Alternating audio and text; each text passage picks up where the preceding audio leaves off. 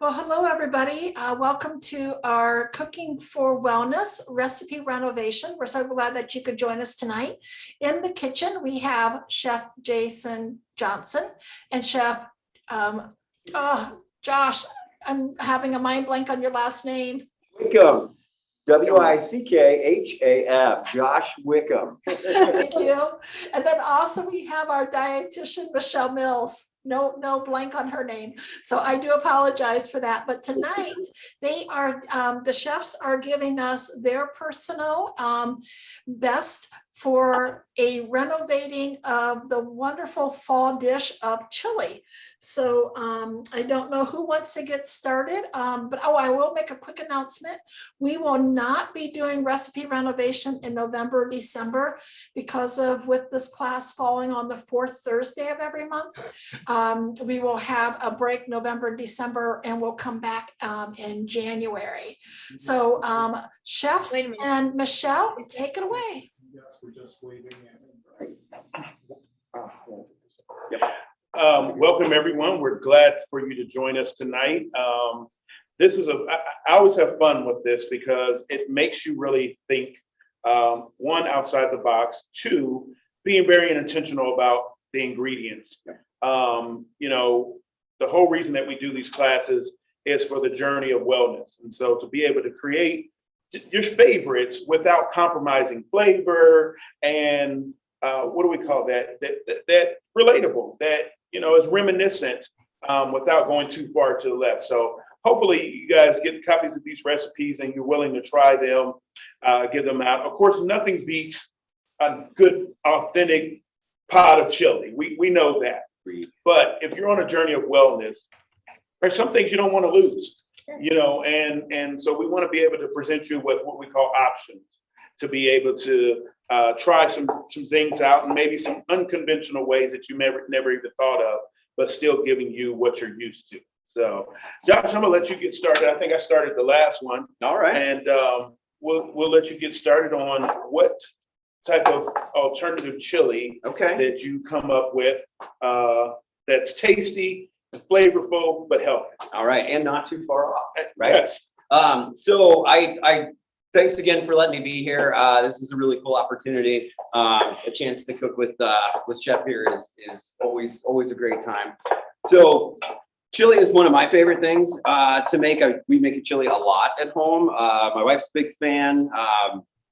I do it outside of the fire. I do it in the oven.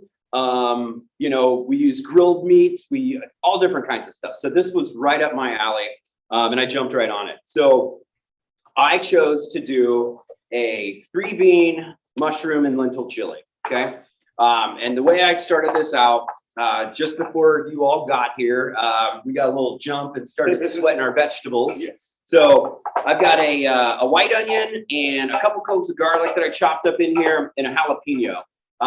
Anytime we're working with jalapenos, I highly suggest you taste it first before you start cooking, because they're not all the same. Yeah. You can have a jalapeno. All jalapenos are not created equal. They are not. And you can taste one and you'll be like, wow, that tastes like a sweet pepper. And then you need another one that will put you on the ground and wishing that you hadn't tasted it. So, but you don't want to make a whole pot of chili with one of those, right? So it's better to kind of weed that out early, rather than after the fact when you're looking at a gallon of chili that now it's inedible, right?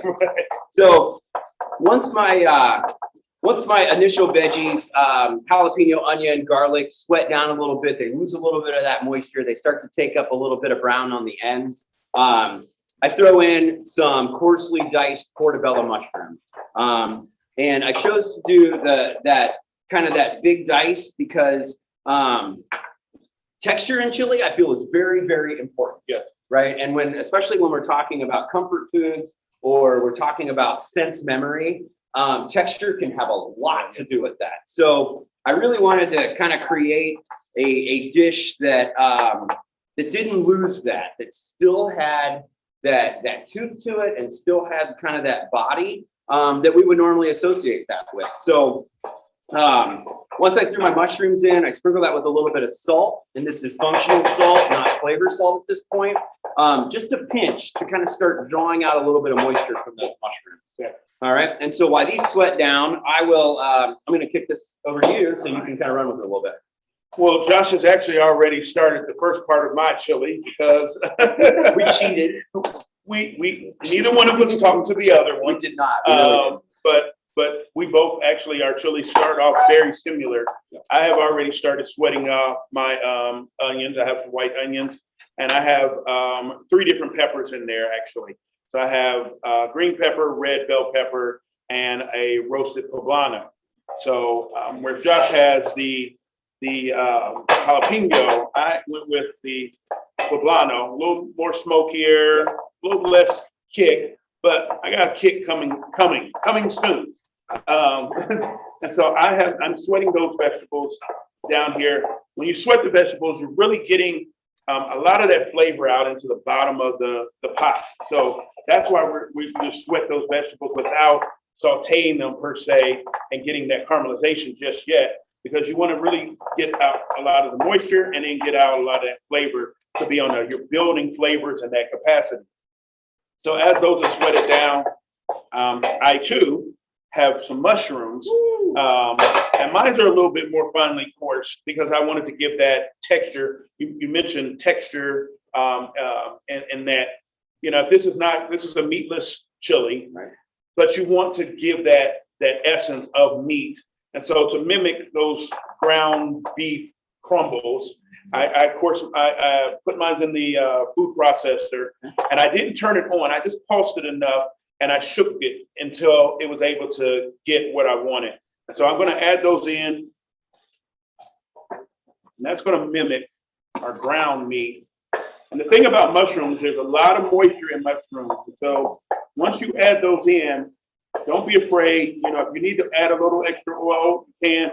But once those start cooking down, a lot of that moisture is going to come out, and they really don't start cooking until a lot of the moisture comes out of those mushrooms, and then is able to, in a sense, soak up and start caramelizing.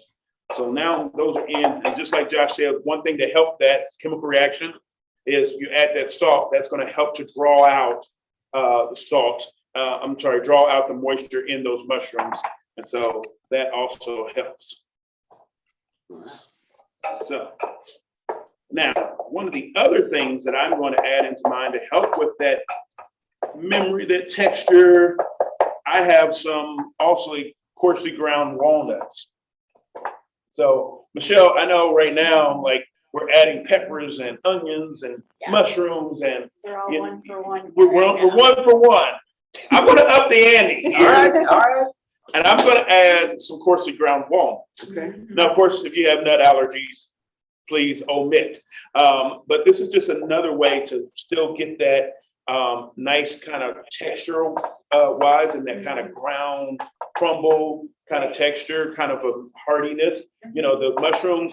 And Josh, I don't know I used baby bellows or creminis, because they have a meatiness to them. So it's going to mimic that meatiness of a hearty chili. And then these nuts are just going to these walnuts are going to kind of reinforce it. But also, Michelle, what will the walnuts add to my dish? Right.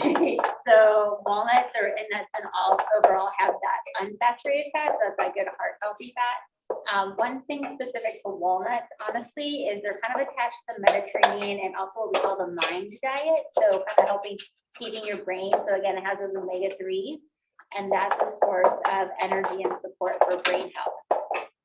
So my chili's going to make you feel smarter. Nice. There you go. I will be having some of that tonight. Excellent. Yeah, and so the specific omega-3 with walnut is going to be your ALA. So that's more of that plant-based omega-3 compared to kind of always think about our fatty fish like salmon, mackerel, and tuna. Those are going to bring in your DHA and EPA types of omega-3s. So there's 3 different ones out there, but they're all good heart health and brain health support. I'm going to add in my seasoning blend now because I just did that too. I like to bloom these seasonings, really pull out that flavor. You do that while in this sweating and sauteing action, you're able to really build that flavor up. So my seasoning blend, I have some cumin, some granulated garlic, granulated onion. I have some, what else? Of course, anybody knows me, has been in any of this class any time, you know what else is in here. Yes, smoked paprika is in here. And we're gonna add that. And I have some oregano also in here. Add that, I mix that all in. And the thing is that you just start smell. I love adding my seasonings at this point too, because they're able to adhere to all the good parts of the dish. You know, you add them after you add any type of liquids, and it feels like they're just floating around in the liquid. And you put them in here now, they're actually clinging to your the ingredients. Yeah. Pretty close. So we have a question in the chat. What is the difference between smoked paprika and regular? Ooh. Smoke. Smoked paprika is what it just as it says, and maybe the culinary instructor here could give a more scientific, but it is just that. It's smoked, yeah. It is smoked. Yep, they smoke the peppers before they pulverize them, but other than that, that's really it. Yeah. And then there is a little bit of variety within paprikas. You have your sweet style paprikas, which are nice and sweet. And I think we might have talked about this last week, but if you can't taste your paprika, it's time to get rid of it. So yeah, and that's an official message from the Paprika Council. So yeah, it really is. They just smoke it, and then I couldn't agree more on using. I use it on a lot of stuff as well, because it does kind of bring in that grilled, roasted, umami flavor. Like a depth of flavor. Then because paprika gets a bad rap. Between paprika and parsley, they get a bad rap. Yeah, you're right. They don't taste like anything. They don't taste like anything. What's the point? So another question is smoked paprika spicier or just smoky? It's just smoky. It's just smoke. Yep. So I just want to hop in real quick. So I did the same thing with my spices, and I used a ready-made chili powder and then a generous amount of cumin. I'm a huge fan of cumin. I like to toast it whole and then grind it in a mortar and pestle. Yeah. And it is night and day from a cumin that just comes out of the spice container. It really does add a whole new level of flavor. And one thing that you can do is actually, before you even start cooking in your same pan, go ahead and get it kind of hot, just a little tiny bit of olive oil in there, and toast that cumin in the same pan that you're gonna cook in. So, like Chef said, we're starting to build flavors and to build layers into this as we go, which is ultimately going to end up in a really, really nice product. And then I also just threw in my chopped tomatoes. I like to seed my tomatoes, and if I got a little bit of extra time, I'll actually peel them as well, either by throwing them in boiling water for a quick second and then shocking them and peeling them, or if you have a yellow MAP gas torch, really, really well, you can just brush the surface of the tomato and it blisters the skin and it peels right. It's actually amazing. That's a whole nother lesson. So I'll leave my business card and we can talk about that later. So is there a particular reason why you peel your tomatoes? What's that? Is there a particular reason why you peel your tomatoes? Because sometimes depending on how well you chop them, sometimes the skins have a tendency to kind of just float around in there. They kind of curl up sometimes. Sometimes they'll grab a hold of your teeth like a little jacket, like an unpleasant little tomato skin tooth jacket. So usually I like to take those out. An easy solution for that is to buy canned, chopped, peeled tomatoes, which honestly are probably way more in season when they were picked than the tomatoes that are fresh there. So, and if I'm not mistaken, the canning process doesn't really do much to destroy the nutritive value of tomatoes as long as they're not, seasoned per se. Right, yeah. So again, the canned aisle has grown, and you can definitely find things that don't have added salt. So then again, we're getting the flavors that the chefs are adding with their seasonings and more spices based. And then remember that the whole concept of fresh versus cooked and the nutrient quality. So this is where the tomato doesn't fully follow the rule. Remember, those different carotenoids like lycopene and lutein that are more absorbable once they've actually been heated. So that actually releases those types of what we call phytochemicals actually for the body to absorb. So there's always, not every rule is 100%. Right. So I want to talk a little bit about texture. As you know, Chef has the rough chopped mushrooms and the walnuts. I went a slightly different route. And by the way, I poured in a can of tomato sauce in here, just canned tomato sauce. Again, not highly seasoned, not anything special. Tomato sauce. And then a little bit of chicken, or not chicken stock. This is vegetable stock, I promise. And then I'm going to throw in grated carrots. And same kind of point is to get that tooth, to get that mouth feel. And then I'm going to finish mine with one more textural component, and that's going to be some cooked lentils. And I'm going to add those with my beans once I get to my desired texture so they don't get overcooked. But I just cooked these off in a little bit of vegetable stock earlier today, just to the point where they start breaking open. And what that does is as they cook in here, it's going to give that kind of that ground meat texture again. And then, you know, lentils are kind of an amazing little food on their own. They have all kinds of good stuff going on.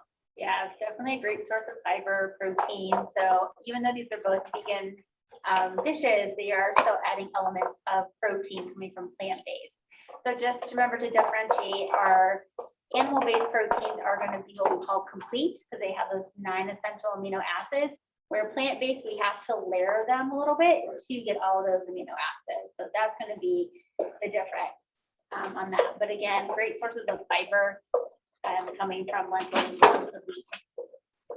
So Chef Josh, I know this from a previous Cooking for Wellness class that we did with Chef Jason, and it might have been the challenge is that there's several different types of lentils. There's red, green, and black. Do you have a preference for this chili of which kind you're using? Yeah, I definitely prefer the green lentils. They tend to soften up a little quicker. They break apart a little easier. They work. They work. I feel like green lentils are what we call a more all-purpose lentil. Agreed. Like your red lentils, you'll see a lot in Indian cuisine and dals because once they cook up and they break open and really become very soft, almost mushy. So you don't really want that. But your green lentil and black lentils are they're kind of the other end of the opposite spectrum. end of the spectrum. I actually have some black lentils at home that I got from an international grocery store here in the city, and they're kind of more heartier, and yeah, they're very.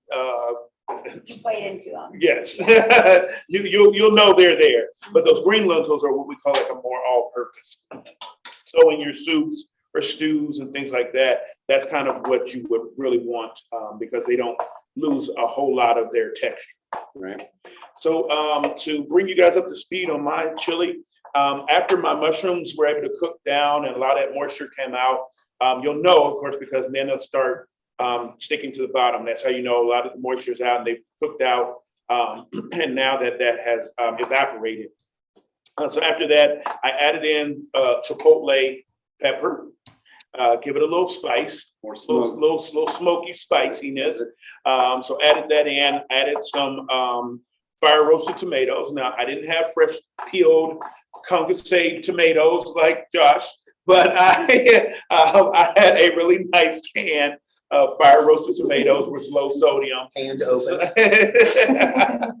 So, you know, we talked about this before, but, you know, if you're going to use canned, it's no problem. Just make sure you're looking at those labels to check your sodium levels and the other things and kind of compare because not all canned vegetables are created equal also.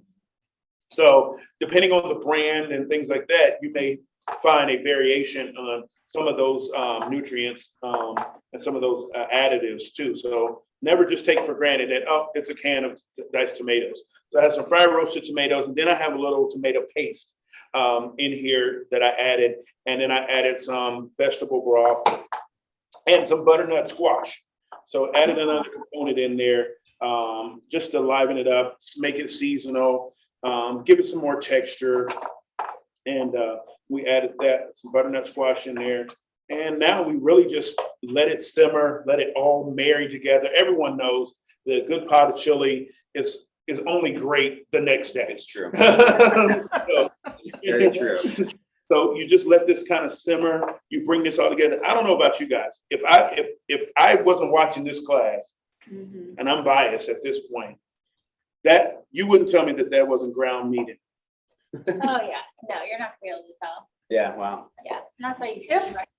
If somebody did want to add a protein source that is animal, what would you lean, turkey, chicken, beef, what would you add if you wanted to make it not vegan or vegetarian? Ground bison would be great. Or ostrich, ground ostrich is also another one, kind of, well, but it's extremely lean protein. Yeah. It's it's a complete protein, and it also has some of that same richness that you get from beef without any of the fat. Yeah. So that's kind of a fun, kind of out there option. But again, turkey or even like a turkey. lean ground beef, a ground sirloin. Yeah. Just be mindful of the fat content. And that's the only thing is just watching that. So even if you did use a ground beef, just kind of get one that's lower fat, Mhm, higher, 90-10 it's maybe. very lean. Drain it really well. Another method is after you brown it, you can actually drain it off, put it back in that same little sauce pot, throw a cup of water on it or a couple cups of water, bring that up to a simmer. And what that'll do is actually kind of start to extract that next layer of fat out of there. And you can just kind of skim that off the top and then proceed with your chili making. That's a trick of an unnamed quick serve restaurant technique to defat their chili. That's awesome. We have a comment in the chat, and I do apologize if I don't pronounce this correctly. I know you gentlemen will correct me. Sean shared that Quorn crumbles are also good meat alternatives, and it's QUORN. Okay. Yeah, so that's, Oh, yeah. that brand, yeah. Yeah, so that's a brand. So vegan, vegetarian options. A lot of those types of things are gonna be more tofu or soy based. Yeah. So again, kind of adding in another element, but again, texture-wise. And I know like bison and ostrich sounds Exotic, foreign. right? A To little wild. maybe the extreme, but this Yep. is a way to like try a different type of protein Yes. that it's not just a piece of meat kind of looking back at you, right? Right. So it's a way to kind of incorporate. But those are the two really leanest land animals. They're gonna even be leaner than your traditional chicken. Right. So Yep. definitely an option. Well, yeah, and Sean shared in the chat that the corn is mushroom. She said it's made out of mushrooms. Yeah, it's Oh, okay. a mycelium based Oh, protein. gotcha. Yeah, Okay. I was at a chef's conference recently, Okay. and they sponsored a bunch of the breaks. Mhm. So it's a pretty cool product, and it's something that I was really kind of stoked about because my wife is very, very allergic to all legumes and tree nuts, right? With the exception of almonds, which are technically they're a stone fruit. But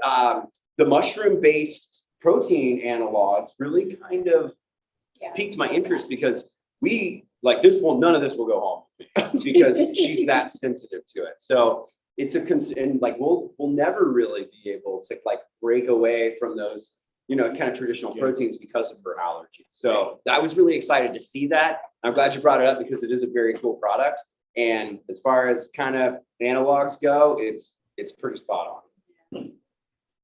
That's good to know. Yeah. So I kind of one of my big things with chili, and we're kind of getting there now, is reduction, right? And Yeah. flavor concentration. So really, you can't really have too much stock in this kind of to begin with, because we're going to cook it all out. And to be honest, if you put a little bit more in there than you really want, it gives the chili the opportunity to cook, to really to spend time together and to get hot and to really break down those flavors, really marry those flavors together. Because if you don't put the excess liquid in there, then you run out of juice before everything is nice and tender. And I think that's why it's best the next day, because chili is nothing that's meant to be rushed. Right. Like, it may be quick or easy to make it as far as getting everything in the pot, but you want it to kind of hang out because you've built all those layer flavors. So you want them to kind of marry together.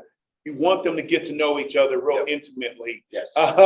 And so it's always best, so you always see, once you make the chili, you put a lid on it, let it kind of simmer with that lid on there. That's going to help concentrate everything. Then you remove the lid, and now you allow all that to now start to evaporate, and that's where it starts to thicken. Yep. So you allow it to start to thicken at that point.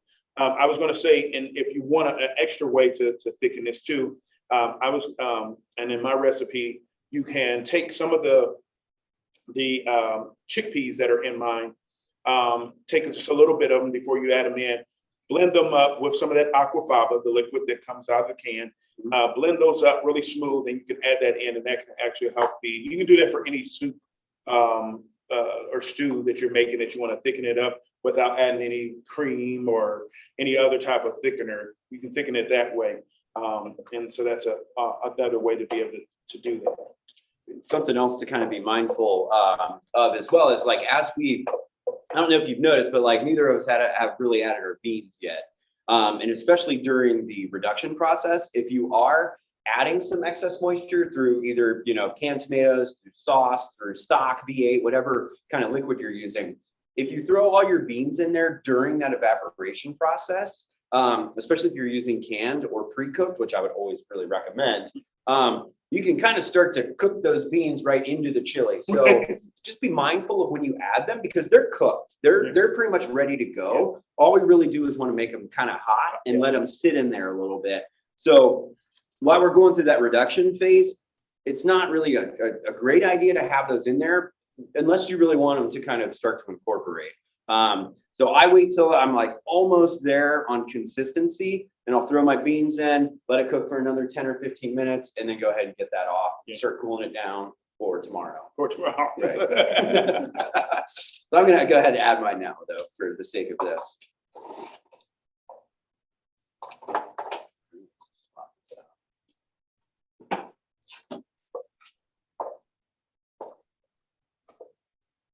And I didn't explain the beans that I was using. I have let's try that again. Rewind. I have black beans, pinto beans, and chickpeas. And I have navy beans, black beans, and chickpeas. I'm going to use my chickpeas as a garnish. See, there he is. He's showing me up again. He has this cute garnish. I have an accompaniment this time. I have some good old-fashioned cornbread, gluten-free cornbread. All right. So we add those in, and I know a traditional chili, you have the kidney beans. I guess it's a personal thing. I'm not a big kidney bean fan. So I like a good pinto bean. It still kind of give you that really nice hardiness that a kidney bean would give you. Well, if you talk to my family in Texas, beans don't belong in chili anyway. So that's a greatly debated recipe between family members. I'm gonna say that sounds like a family thing for sure. For sure. Excellent. I'm gonna go ahead and set mine up since I'm ready. So this is my TV magic chili. This is the one that I cooked at school. I let it simmer for about an hour, to be honest. It probably could have simmered for another hour. It would have been just fine.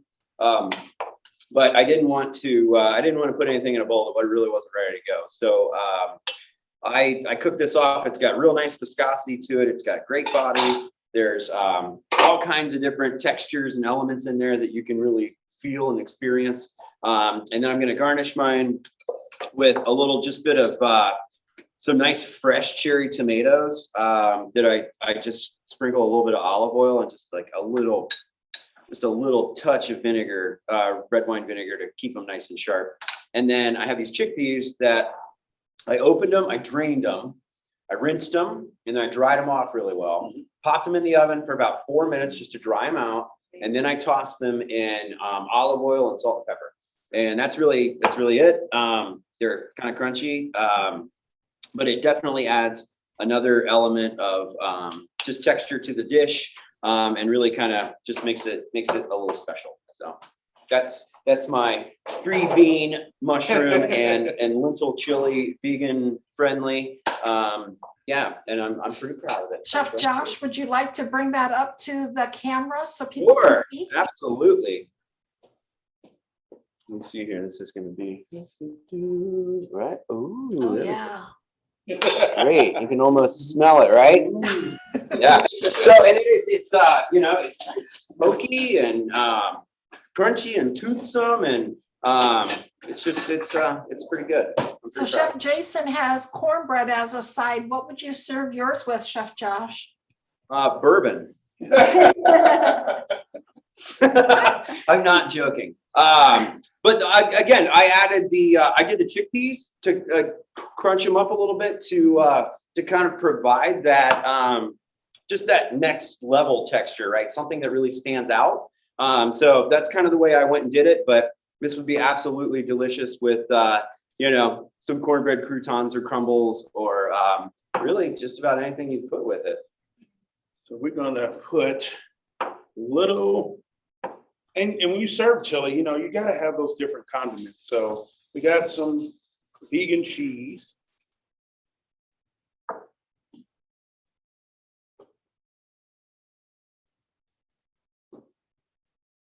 I mean, if you're not that concerned, then you don't have to worry about that. You can use regular cheese. And some vegan sour cream. Looks really nice. I can't wait to try that. Fresh jalapenos. Nice jalapenos. Chef, we have a question. Do you have a type of vegan cheese that you like? Ah, I'm glad you asked. Oh, Michelle's doing show and tell. Michelle, if you want to bring that up to the camera. Yeah, absolutely. So this actually is a brand that I have not seen. So it is BioLife. And so something to kind of keep in mind is that when we're talking about vegan, the background of that is that it's animal free, whether it's an actual animal protein or any type of animal product. It doesn't necessarily mean that it's quote unquote healthier. The nutrition profile might be very similar. It's just coming from a different set point. So if we think about cheese, that's going to be dairy. It's going to have some saturated fat to it. In this particular product, it's using coconut oil. So coconut oil is one of those, doesn't follow the rule again. So that is considered a saturated fat as well. So it's really sometimes a trade-off of the ingredients versus a huge difference in nutrition. That's beautiful, Chef. And thank you, Michelle. You're welcome. Yeah. Look at that. Good. You're making fun of me for my tomatoes. You got cornbread, dude. That's because you brought a whole salad last time, so I got to have an accompaniment. Right? Good deal. Good deal. But I think another way to consider like your toppings. In this case, that's another way to layer in more nutrition, not only from a texture or flavor standpoint, we're adding in more colors. The way Josh did his beans, and we might have talked about this before, but you could actually dry roast them as he did and just use them as a snack. So it gives you that crunchiness, but it's going to add in more fiber and protein to your day versus just like you'd be munching on some pretzels. So we're enhancing, but still getting the texture that we kind of look for in snacks. So Michelle, I know that the chefs will be tasting each other's dishes, but do you have a scorecard for the chili? So again, they have like the exact same recipe. So I will say from like a nutrient profile, they're going to be very similar. We're not going to see something like crazy off the roof and not. So I think it's going to go based on really what you're kind of looking for in the grand scheme of things. So yeah, I was wondering about that since they did not talk ahead of time, but both had very similar ingredient lists. So I figured that once again, it would be very hard for you to pick. Now, one of the things we are talking about is changing this up in January of not so much of a competition. That'll give Michelle off the hook for This has that. been super competitive, right? Michelle, I think that you need to take a bite of each chili because the gentleman will be doing a taste test, but I think that you need to unmask and do that as well. You're welcome. You know, we're have to clean up.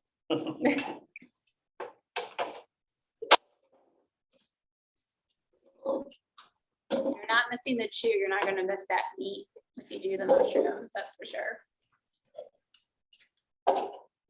And if you want to get a clean spoon, they are, oh, he pulls them out. Okay. Yeah, wait. we got tasting spoons. We, Oh, yeah, sorry. Pictures first. Oh, let's get pictures first, guys.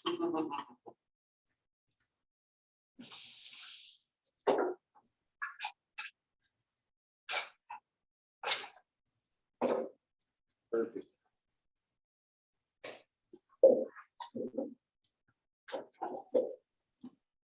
All right, dig in. Dig in, stir it up.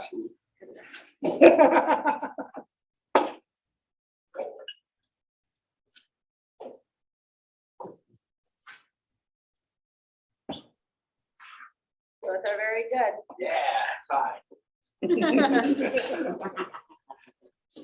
It's just kind of interesting because it's chili and they're, again, it's like the same ingredients, but they taste very different. Good. From each other. Not sure I'm sold on the vegan cheese, but that's just my personal preference. Both are very good though.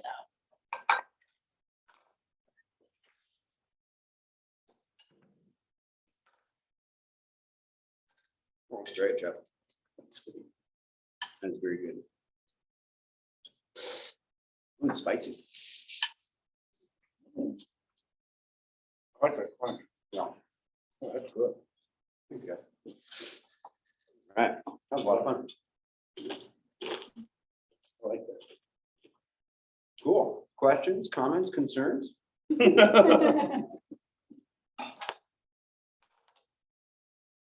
That's it. That's it. Great job. Yeah, same to you, Chef. Thank you. And I think the good thing is that, like we said, no one would know that these were vegan. No. And I think that's the biggest thing, you know, people think healthier has got to be boring or it's not, you know, it's so over, you know, reaching, but you can still make good, delicious food. As we see, very reminiscent of, because I think as long as you have the right components, you can bring it to something that still feels what I would call normal. Right. Right. So, You know, still gets those, you know, that sense memory. yes. You know, I talk about that a lot when I cook and when I teach cooking, because it's extremely important. It's what connects us to our food. It's what connects us to our family and certain ingredients, and it's extremely powerful. You know, you can make people cry with good food. Yeah. So, and that's you know, with great power comes great responsibility. So Yes. that's Yes. you know, it's fun. So thanks for letting me throw down tonight. Oh, it's always a pleasure. Good deal. Good deal. All right. Any other Any questions? other- Yeah. Or anything you guys want to talk about? Or I'm game.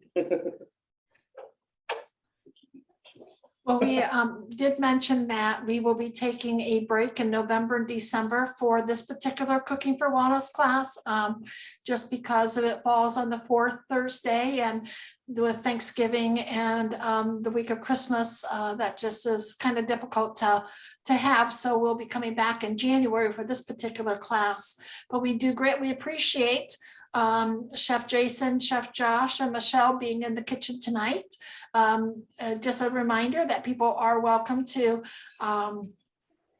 always register on Zoom or in person. And in person, you actually do get to take a taste test right along with them. We'll have everybody 6 feet apart from each other at measured out tables and chairs. So that's an option. So Chef Jason will be back with us for our Cooking with Coog on November the 4th at 4 o'clock. And chef will be with Michelle, I'm sorry, with Emily. And it will be, sorry, I'm looking in the calendar for that. November is dishes to be thankful for. So he'll be focusing on those, and Chef Josh, hopefully we'll get to see you or one of your students after the new year. Sounds good. I can't wait to be here. I know, right? It's right upon us. Here it comes. That's great. It is. Once Halloween goes, it's Christmas time. Yeah. Oh, no, Christmas is already up. Okay. It really is.